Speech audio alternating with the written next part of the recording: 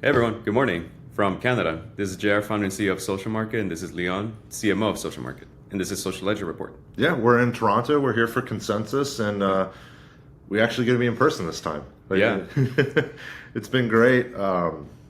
Consensus it's been fun. It's also a really good time for the crypto conference because the United States and the regulatory environment, it's so different than what it was, uh, under the Biden regime, as Eric Trump put it on stage. Yeah, so there's a lot of great speakers happening here in Canada. There's Eric Trump, there's Kevin O'Leary, the founder, and not on other names, but like the founder of WonderFi, which more to come on that. Ripple is here, Polkadot. Big players in the space are here, so it's pretty exciting to see all that. Everyone coming together.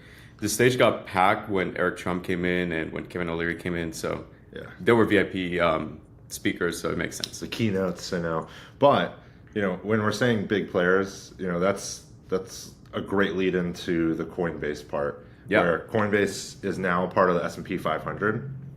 Yes. One of the first crypto companies. Well, I think that they're the only crypto company that is the S&P 500. They are.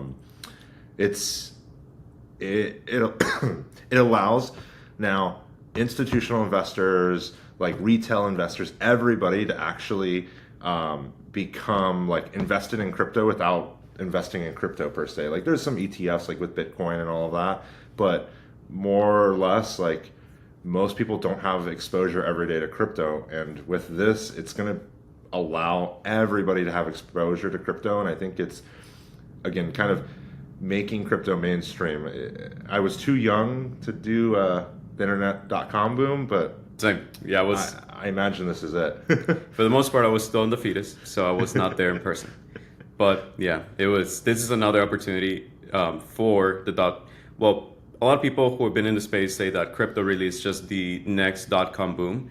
And if you remember back in 2021, 2022, that was kind of like the peak of it. And then it just came crashing down. We were at a bear market for a while. And now it's slowly picking up and we're starting to see more adoption, more normies, if you will, just get into crypto, understand what Bitcoin is, or don't understand it, but at least they're still buying. So this is part of like the first step into it.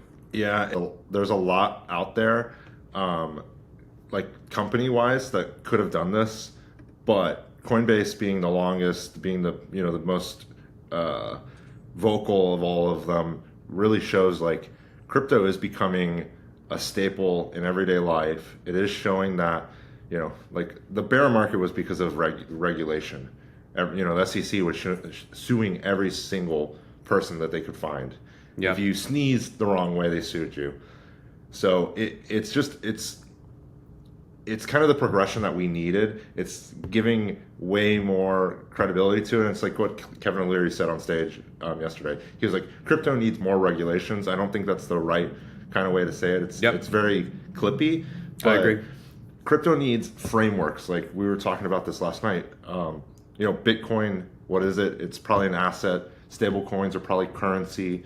These other ones, what are they? Are they securities? Are they utilities? Is there something, as soon as the government defines all that stuff, it's going to be easier for big companies to come in and do it. This is the first step because now they have to look at it. You have the Genius bill coming through. You've got a bunch of other crypto bills working its way through Congress in some fashion. Yeah, so I agree with you. At first I was thinking, for a long time maybe I was thinking, yeah, crypto needs to be more regulated. There needs to be a framework that we can all follow for both businesses and users, or consumers, if you will. But just because it's getting regulated, it doesn't mean that it needs to cut corners and make sorry, my partner here is a little bit sick for the trip. But so Leon's point, the framework that we all need is something that isn't oppressive or a government overreach on that sense, where taxes, it's very understandable, but there needs to be a framework for both enterprises and users to understand, like, is Bitcoin an asset? Is it like gold? What is XRP? It's not a utility, and here's why. Yeah, like XRP That is sort of a thing. good example. Like, Yeah. it's supposed to be a currency remittance, but when you Yeah. sell Ripple, you have a tax event on capital gains. Yeah. Like maybe you shouldn't have that on certain types of crypto. I Like, agree. I don't know. I don't know how stablecoins work exactly on the taxes. I'd have to ask, but that's a good question. Of like, if you buy granted, buy stablecoin, there's no capital gains on it, so it's always $1. Yeah. So to that point exactly, like we would not be so confused during tax filing season if there was that clear framework, to say the least. Yeah. So I think that's about everything I have to say with the S&P. But yeah, I mean, Coinbase